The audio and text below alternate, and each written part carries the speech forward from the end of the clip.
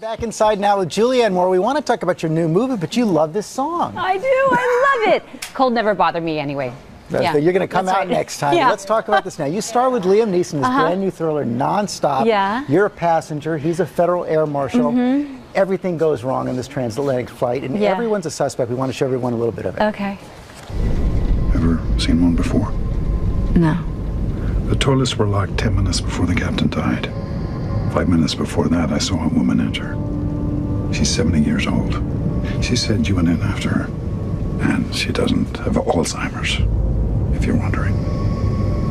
Are you asking me if I saw someone else go in, or if I killed the captain?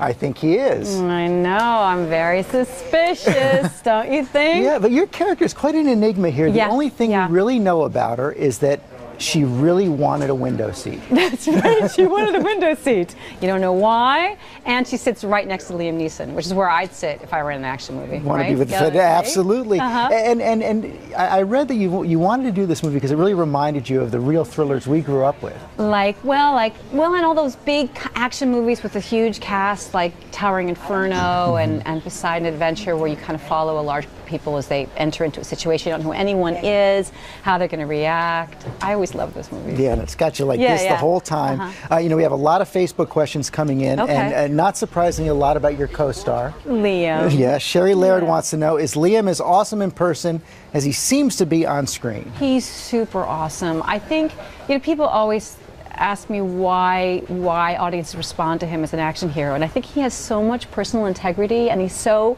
human and wonderful and warm that you want to see someone like that take control. I mean, he doesn't feel like a superhero. He feels like a And then when he takes man. control and you see that menace, he can also scare you. It's tough, right? A big week ahead for Lupita Nyong'o too. She's in this movie and of course up for an Oscar on Sunday night. And we're all so excited for her. That was a magnificent performance. Really, really wonderful. So. You know, you were a subject here on GMA last week. I don't know if you know this. we were talking about. My babysitter told me. Yes, actually. You confessed that you stalk your kids on Facebook. Well, it's not exactly stalking. I mean, I check it.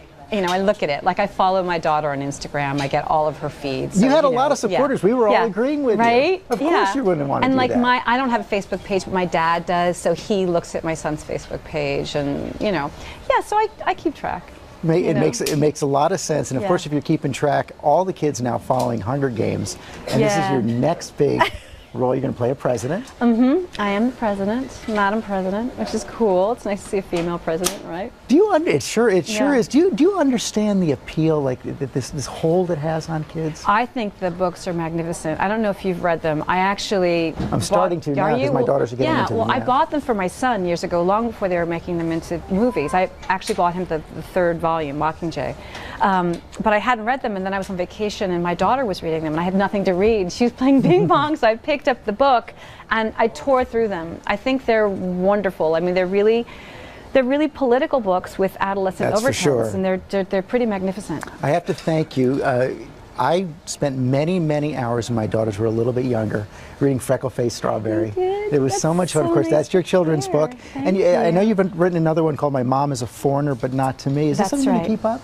Well, yeah, I mean, that's a book about what it's like to grow up with a parent from another country. My mother was from Scotland, so the tension between those two cultures and so the person who's most familiar to you is foreign to the rest of the world.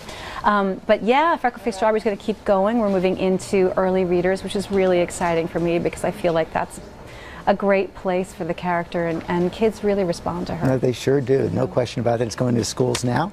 Nonstop is in theaters nationwide. It opens on Friday. Julianne Moore, thanks very much.